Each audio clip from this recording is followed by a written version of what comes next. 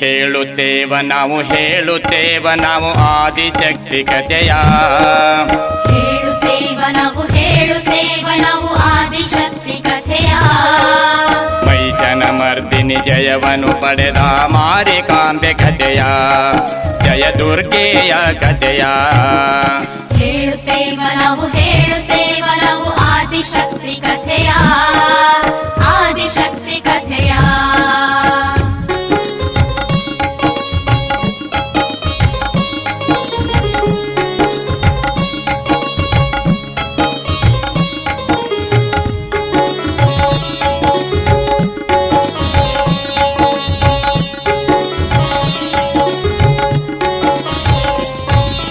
ಜಗದಲ್ಲಿ ಅಸುರರು ಅಹಂಕಾರದಿ ಮೆರೆಯುತ್ತಾ ಇರಲು, ದೇವಲೋಕದ ದೇವತೆಗಳು ಭಯದಿ ಬದುಕು